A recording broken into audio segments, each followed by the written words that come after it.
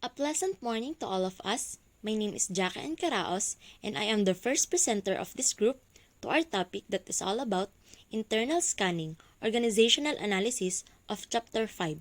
So, let's start. A resource-based approach to organizational analysis.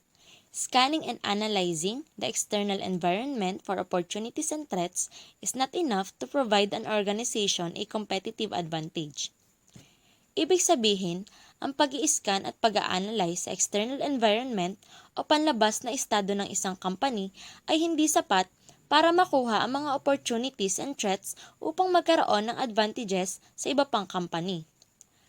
Ang mga analyst o yung mga taong gumagawa ng isang pagsusuri ay dapat ding siyasatin o tignan ang loob ng isang company para makita natin yung mga posibleng strategy na maaaring mai-apply sa isang company upang matukoy kung ito ay maaaring mag-take advantage sa ibang opportunities while avoiding threats.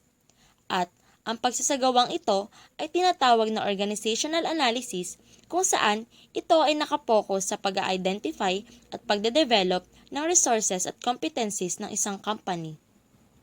Core and distinctive competencies. Resources are an organization's assets and are thus the basic building blocks of the organization. Ito ay yung primary needs ng isang firm dahil ito ay yung mga kagamitan na kailangan mo para mapatakbo ang isang kumpanya. At may tatlo itong kategorya. Ito ay ang tangible assets, kung saan ay ito yung mga pisikal na kagamitan sa isang kumpanya. Human assets, ang halimbawa naman nito ay bilang ng mga empleyado, kasanayan at kakayahan sa paggawa. Intangible assets, ito naman ay ang kabaligtaran ng tangible assets. Mga bagay na nagagamit rin sa isang firm pero hindi nakikita ng pisikal kagaya na lamang ng technology, culture at reputation. Capabilities refer to a corporation's ability to exploit its resources. Binubuo ito ng isang proseso kung saan may kakayahan ang mga organisasyon na makipag-ugnayan sa pagkuha ng mga sangkap na gagamitin rin upang makagawa ng isang output o produkto. Competency, a cross-functional integration and coordination of capabilities. Alam naman natin na kapag sinabing competency, ito ay yung kakayahan na mai-apply yung mga kaalaman mo upang makagawa at makapagbigay ng isang magandang resulta. Mayroon din tayong tinatawag na core competency, which is ito yung kabuuan o pinagsama-sama na resources, capabilities, at competency. Next is Brio Framework of Analysis. Barney proposes 4 questions to evaluate a firm's competencies. Value. Does it provide customer value and competitive advantage? Rareness. Do no other competitors possess it? Imitability. Is it costly for others to imitate? Organization. Is the firm organized to exploit the resource? Means, kung ang mga tanong na ito ay sinasagot ng yes, maituturing ang Brio Framework na magiging effective sa isang company dahil makatutulong ito upang magkaroon ng competitive advantage that will lead to a higher performances. Mahalaga rin na malaman natin ang resources, capabilities, and competencies ng isang company upang masuri kung ito ba ay pasok sa internal strategic factors which is nagmo-modify ng strengths and weaknesses para mabilis na matukoy kung ito ba ay makatutulong sa panghinaharap ng isang company. According to Michael Porter, clusters provide access to employees, suppliers, specialized information, and complementary products. Being close to one's competitors makes it easier to measure and compare performance against rivals. Ibig sabihin, kapag mayroong dalawang company na magkasosyo or yung tinatawag nila na sisters company, they can access each other's information like the suppliers and the complementary products. Ang example po nito ay yung Chokstogo and Uling Roasters. Sister company ni Uling Roasters si Chokstogo, kaya if natikman nyo na sila ng sabay, halos magkapareho sila ng lasa. Determining the sustainability of an advantage. two characteristics to determine the sustainability of a firm's distinctive competency. Durability. Dapat lahat ng output mo or yung product mo ay matibay talaga upang tumagal yung lifespan or yung paggamit dito. Imitability. To maintain the sustainability of the product, we need to avoid imitability. At para maiwasan ito, nilalagyan ng mga company ng palatandaan ang orihinal na product upang hindi mabilis na magaya ng ibang company. A core competency can be easily imitated to the extent of transparency, transferability, and replicability. Halimbawa, ang product ay madali na magagaya ng isang company sa pamamagitan ng transparency, which is, ito yung pagiging open mo sa ibang company. At dahil dito, mas mabilis nila na makukuha o magagaya yung mga strategy mo. At dahil nga sa pagiging transparent mo, papasok rin dito yung transferability, which mean mabilis din nila na makukuha or maa-adapt yung resources at capabilities ng company. At kapag nakuha na nila yung technique, ay mas mabilis na nila na magagaya lahat ng flow and product ng company mo. Next naman ay yung tinatawag natin na explicit knowledge and tacit knowledge. Ano nga ba yung explicit knowledge? It is the knowledge that can be easily articulated and communicated. Ito po yung mga informations or data na accessible or madaling mahanap. Then, tacit knowledge. In contrast, it is the knowledge that is not easily communicated. Ito naman ay yung mga information na maaaring makuha lamang sa mga expertise, experiences. In other words, explicit is easily accessible and tacit is not easily accessible since it requires effort to gain. And as explained by Michael Dell, the founder of the Dell Company, others can understand what they do but they can't do it. Parang sa isang product. Example is ice cream. Kaya kong gumawa ng ice cream pero hindi ganon kasarap ang lasa, kagaya ng sa Selecta or sa Magnolia. Level of resource sustainability, which is the high and low. Slow cycle resources, strongly shielded, patents, brand name. Example is Sensor Razor, which is hard to imitate. Standard cycle resources, standardized mass production, economies of scale, complicated processes. Example, Chrysler minivan, which is in the middle process. Fast cycle resources, easily duplicated, idea-driven. Example, Sony Walkman, which is easy to imitate. So, good morning, ma'am. Good morning, classmate. I am your reporter for today. My name is Gladys Adami.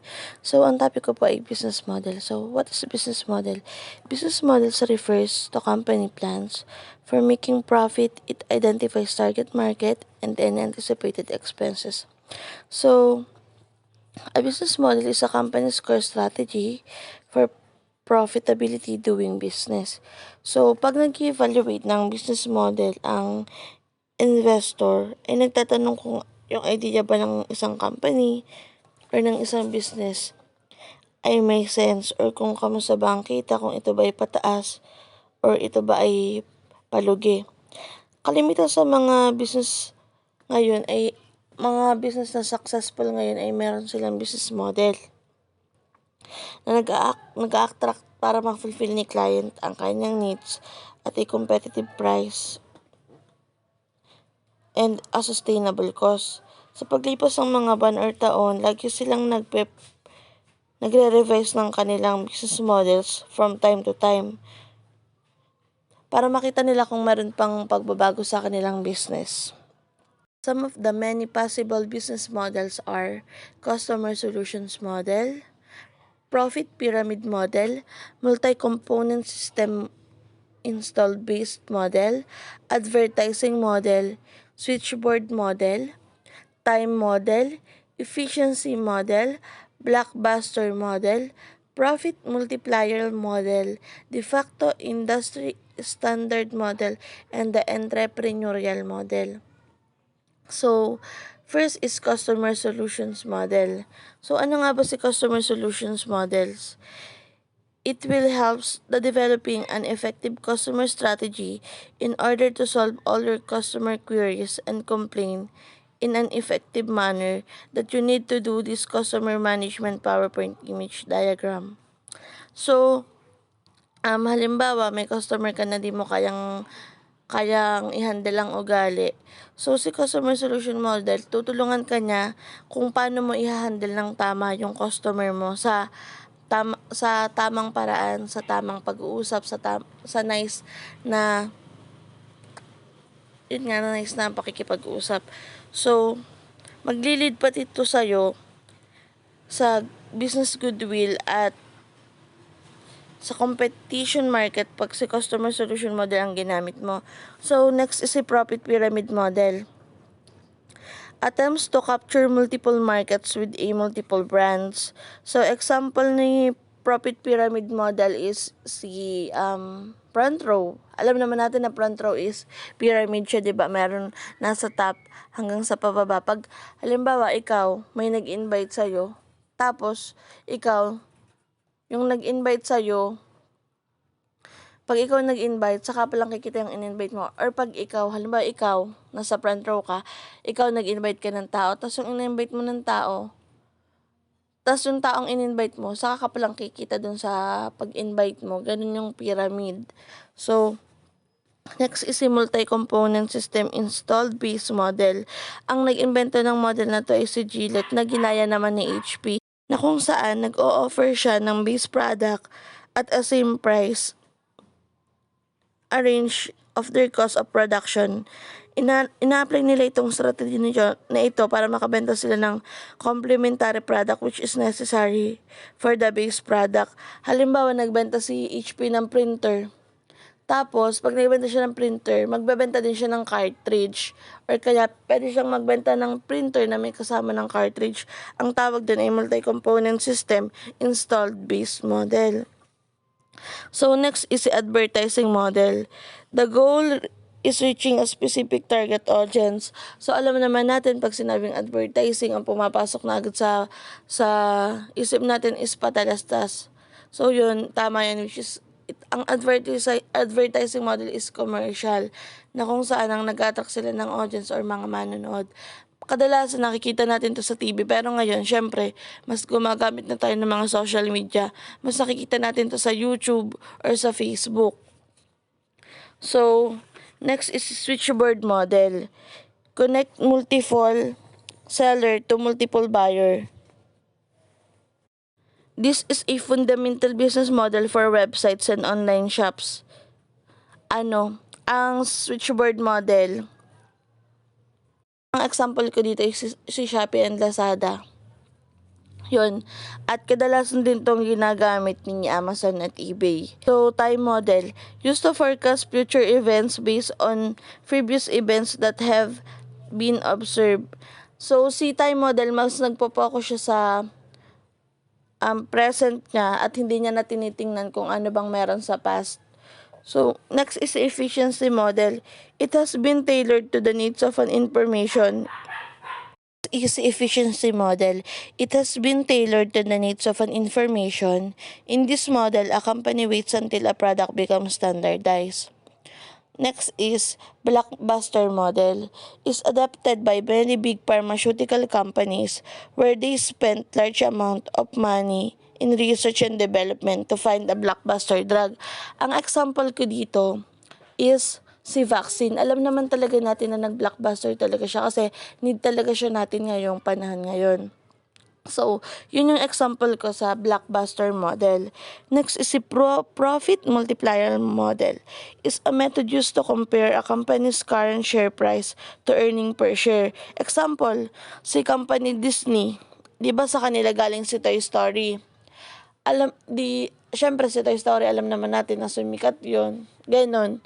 So, si Disney nag-isip siya ng pwede akong kumita pag nagbenta ako ng mga laruan, ng mga lunchbox or ng mga towels. Para mas madagdagan yung kita ko, bebenta ako ng ganun. So, ang tawag doon ay profit multiplier model. O katulad ng ginagawa ni McDo or ni Jollibee na bukod sa binebenta nila yung mga pagkain nila, nagbebenta din sila ng toys. Ganun. Tawag doon ay profit multiplier model. So next is the entrepreneurial model. Creation of a new business entity as a means of providing work for an individual. It also a one work option along a continuum of supportive employment individual with a disability. So ang mas kalimitang gumagamit sa entrepreneurial model is yung mga individual or yung mga taong may disability. Kasi mas madali itong gamitin si entrepreneurial model. So next is de facto industry standard model. Custom or convention that has achieved a dominant position. Example ni de facto industry standard model is si Microsoft. Alam mo si Microsoft, nag-package na siya na may Internet Explorer with free Windows software. Alam naman natin nakalimitan na pag bumibili tayo ng mga laptop, 'di ba? Wala pang mga Windows, kailangan pa natin pa-installan. So si Microsoft siya, package na siya, may Internet Explorer na, meron pang Windows software. Next is si value chain. So ano nga ba si value chain? Or sino nga ba ang nag-imbento ng value chain? Si Michael Porter ang nag-develop ng strategic management na ito. Ang purpose ng value chains analysis is to increase production efficiency so that a company can deliver maximum value for the least possible cost. So yung focus ni value chain is para examine yung corporation in the context of overall chain of value, which yung firm ay may small part lang. So si Michael Porter ay may 5 primary activities as or value chain. Si inbound logistic, which is si inbound logistic ties, andito si receiving, warehousing, and managing inventory. So next is the operation, which is nandito si procedure for converting raw material into a finished product. Next is si outbound, distribute a final product to a consumer. Marketing and sales include strategies to enhance visibility and target appropriate customers such as advertising, promotion, and pricing. And last to the list is the service. Includes programs to maintain products and enhance the consumer experience like customer service, maintenance, refund, and exchange. So sa value chain din ay may key takeaway o mahalagang tandaan. A value chain is a step-by-step business model for transforming a product or service from idea to reality. So value chain ang ginagawa niya step by step, hindi yung biglaan agad. May step by step or may proseso siya para yung product or yung service ay mapunta sa reality. Next is the value chain of most industries can be split into 2 segments, which is the upstream and the downstream. So si upstreams refers to points in production that originate early on in the process.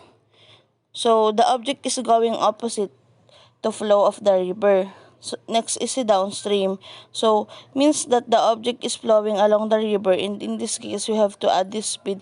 Si downstream kasi alam syempre pababa. Kailangan mo mag-add ng speed. Si upstream naman, syempre alam natin na pataas. So, going opposite naman yung flow niya sa river. So, corporate value chain analysis involves the following 3 steps. Number 1, examine each product's line sa value chain in terms of the various activities involved in producing the product or services. Example, ano bang activities yung nagko-consider ng strength o ng core competencies or ng kahinaan or core deficiencies. So next is examine the linkages with each product's lines of value chain. Linkages are the connection between the one value activity. For example, marketing. Marketing is performed and the cost performance of another activity. Ang example nito is si quality control and si marketing. So, Number 3, examine the potential synergies among the value chains of different product lines or business unit. So, next natin is si strategic business units. Popularly known as SBU, is a full functional unit of business that has its own vision and direction. Example ko nito is si Procter, si Gumball at si LG. Itong mga company to, merong different product category under one roof. Ibig sabihin, magsi-sister company sila. Ganun. Example ko din is si Jollibee, si Chowking. 'Di ba, mga sister company sila. So, next natin is si conglomerate structure. This focus a group of companies that usually involves a single parent company and different subsidiaries.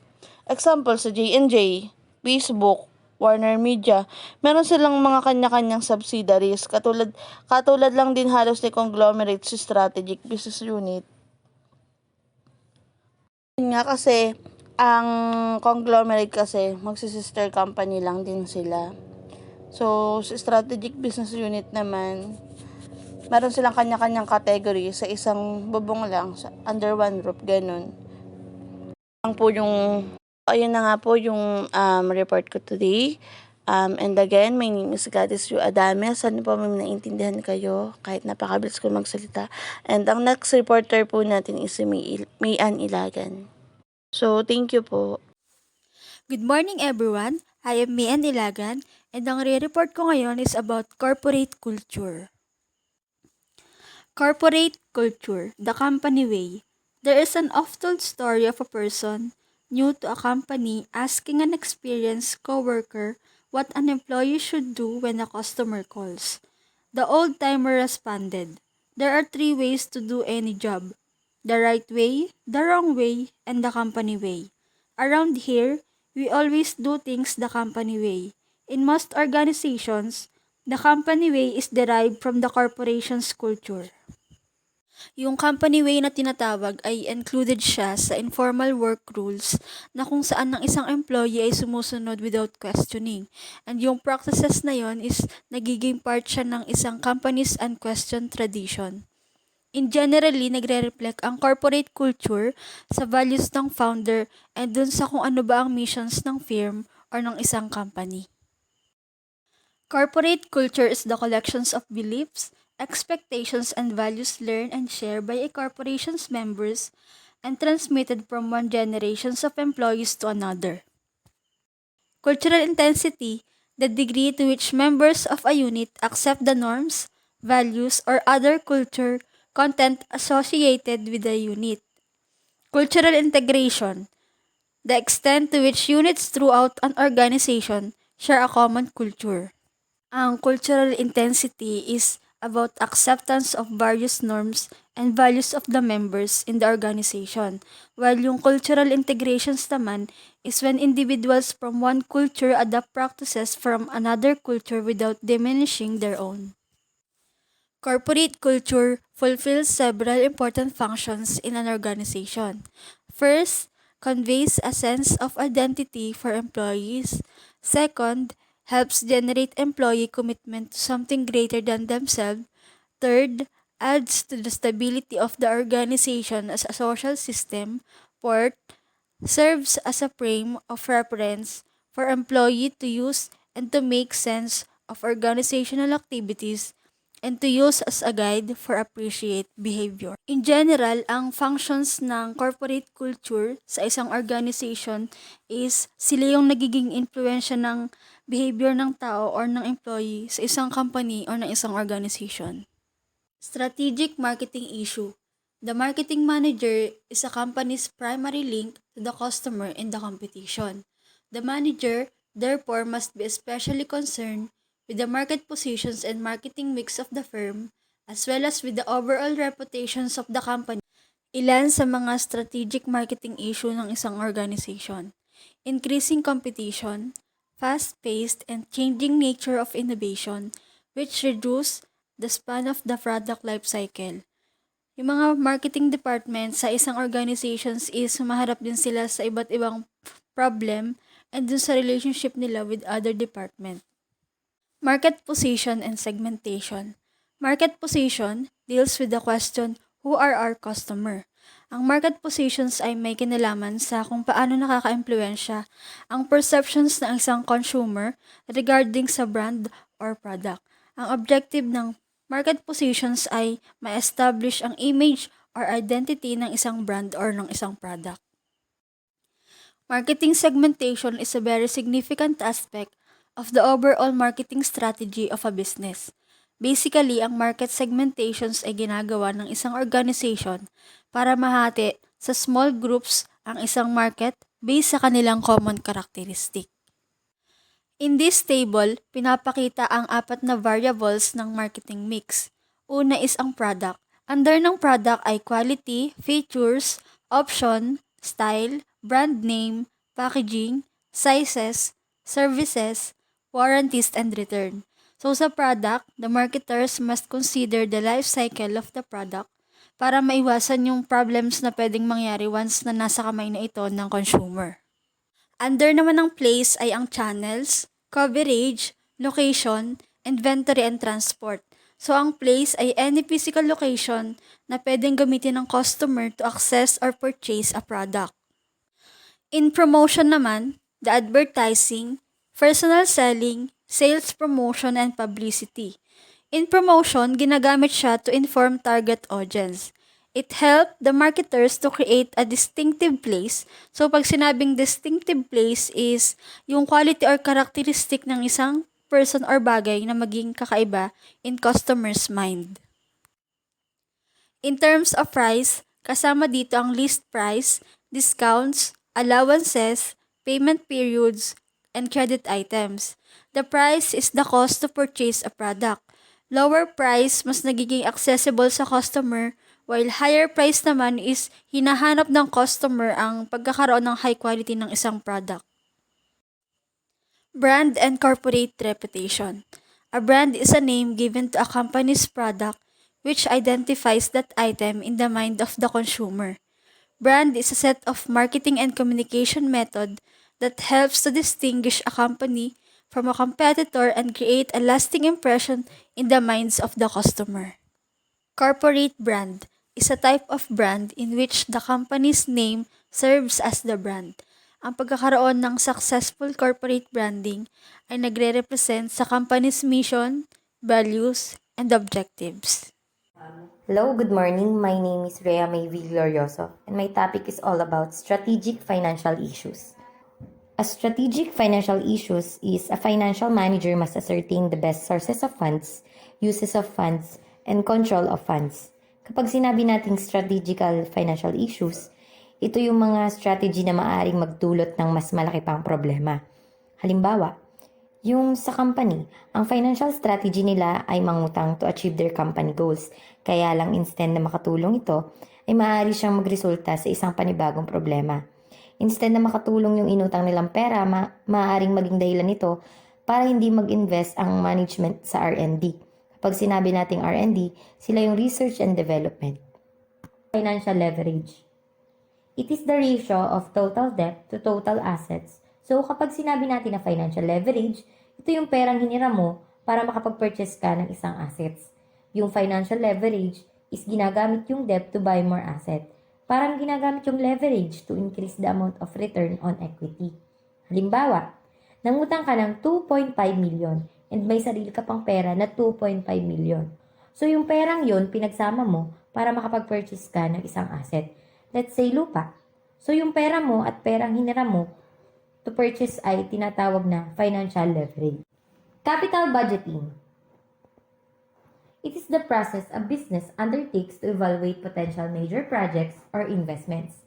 Kapag sinabi natin na capital budgeting, from the word itself, ito yung kung saan binabudget natin yung capital natin. Yung mas ina-analyze natin or mas ina-identify natin yung cash inflows and cash outflows kaysa dun sa revenues and expenses natin. Halimbawa, sa construction, hindi ba before sila mabigyan ng funds pampagawa, napagplanuhan na nila lahat at na-budget na nila yun bago sila ma-approve or ma-reject. So, isa yun sa halimbawa na required ng capital budgeting. Next is strategic research and development, R&D issues. The R&D manager is responsible for suggesting and implementing a company's technological strategy in light of its incorporate objectives and policies. Kapag sinabi natin R&D manager, sila po yung gumagawa ng strategy or dumedevelop ng mga old products or old process to use within the corporation. Makakatulong sila para mas maging effective yung dinedevelop nilang product or process. Next topic is all about impact of technological discontinuity on strategy. Yung R&D management, dapat alam nila kung kailan nila ide-develop yung isang panibagong technology and kung kailan nila ito dapat inaabandona. Richard Foster on McKinsey and Company states that the displacement of one technology by another, technological discontinuity, is a frequent and strategically important phenomenon. Next is strategic operation issues. Dito, sinasabi na yung pinakatas ng isang operation manager ay mag-develop ng system na ginagamit sa isang manufacturing o service, kagaya ng sa isang auto body repair shop. Yung mga machine na ginagamit to make a certain product within the given time. One significant problem with the operational strategy is the lack of available resources to implement the strategy.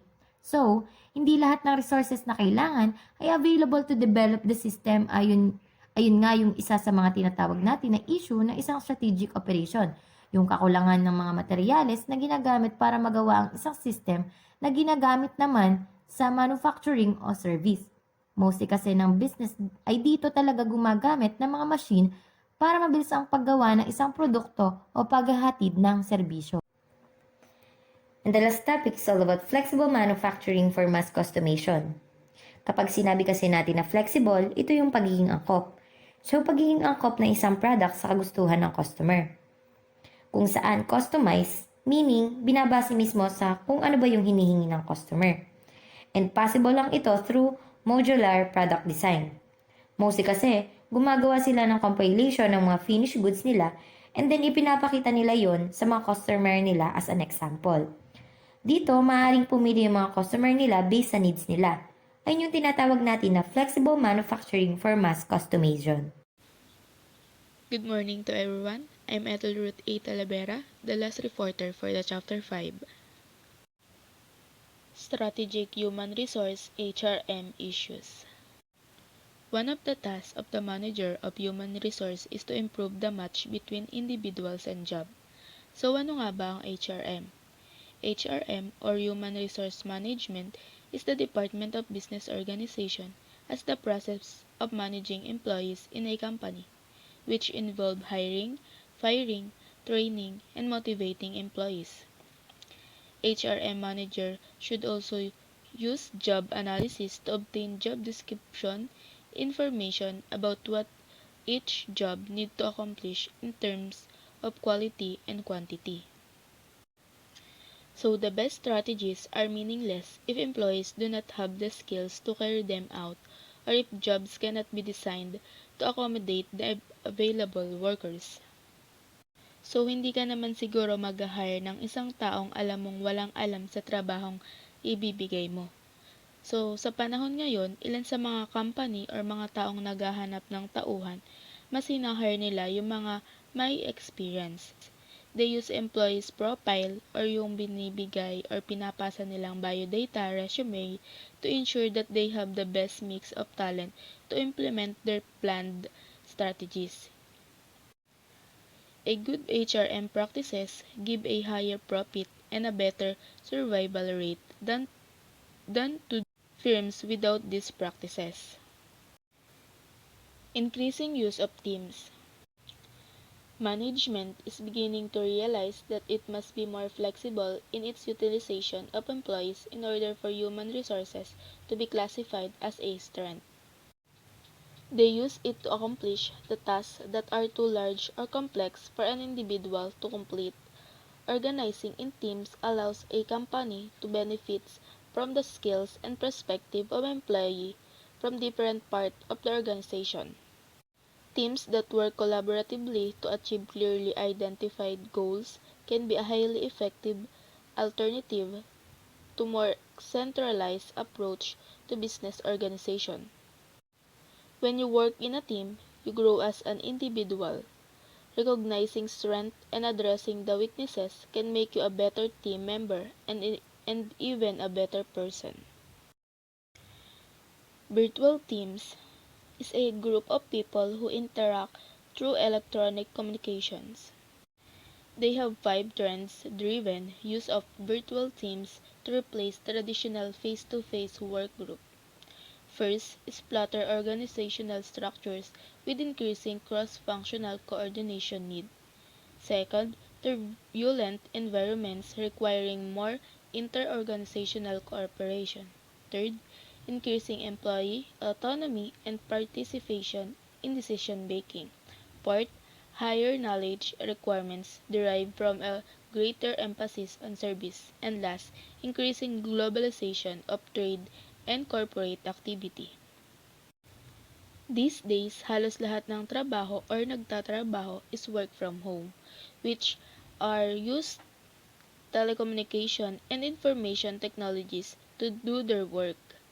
Internet, intranet, and extranet system are combining with the other new technologies such as desktop, video conferencing, and collaborative software to create a new workplace in which teams of workers are no longer restrained by geographic, time, or organizational boundaries.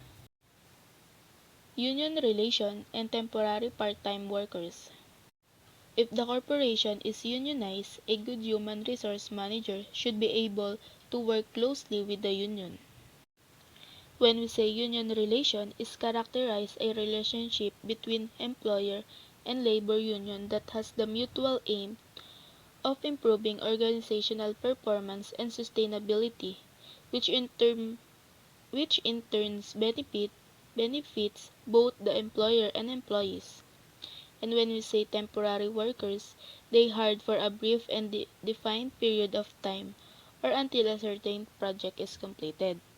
And the part-time workers means working less than a full-time job either by working fewer hours or days per week. Quality of work life and human diversity.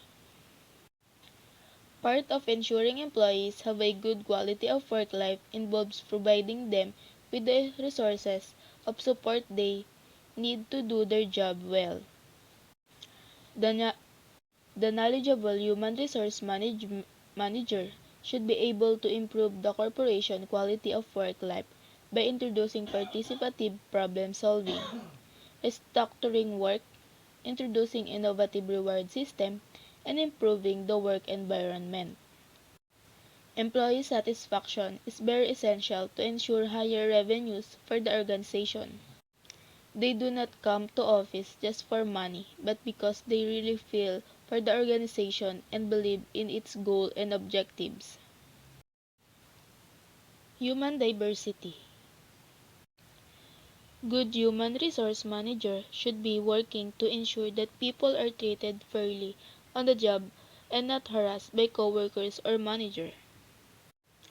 Learning about other cultures help us understand different perspectives within the world in which we live. It helps dispel negative stereotypes and personal biases about different groups. The key is to learn to respect and honor the complications of other people's lives.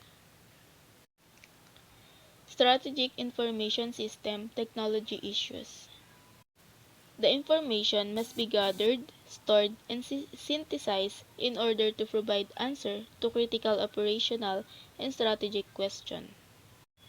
In many aspects of strategic management, a company information system can be a strength or a liability. It may be utilized as a strategic weapon in acquiring competitive advantage not merely for environmental scanning and controlling a company's various activities. Impact on performance. A current trend in corporate information system technology is the increasing use of the Internet for marketing, intranet for internal communication, and extranet for logistic and distribution. When we say Internet, it is a set of servers all over the world that are linked together and are able to be accessed publicly. For example, all the social media have a connection to the internet. In fact, any website that you can access from the computer using Wi-Fi is a part of internet. Cloud storage is part of the internet. The key thing to remember is that the internet is public and open to anyone. And when we say intranet, by contrast, is more like a LAN or local area network. In other words, it's closed and private.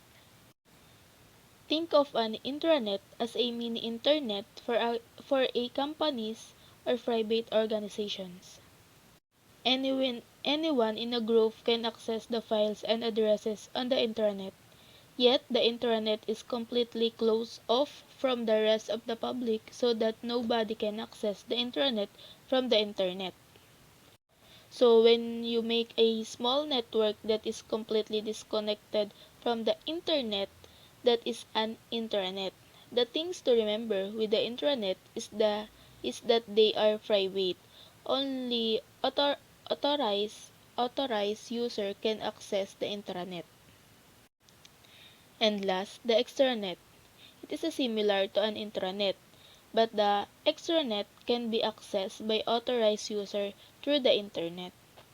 This is commonly used to share files and information between businesses, clients, vendors, etc. The key thing to remember with an extranet is that some user can access it, but not everybody. It is restricted to certain user. Remember, the internet is public, intranet is private, extranet is restricted. Supply chain management. The expansion of the marketing-oriented internet into intranet and extranet is making significant contribution to organizational performance through supply chain management. Supply chain management streamlines everything from product flow to unexpected natural disaster. With an effective SCM or supply chain management, organization can diagnose problems and disruption correctly. Supply chain management plays an important role in moving items quickly and effectively to destination. A well-managed supply chain can significantly reduce a company's operating expenses, therefore driving up profits. This efficiency can be reflected in every aspect of the chain, from idea creation to the marketing of the final product. And that's all for the chapter 5. Thank you and have a nice day.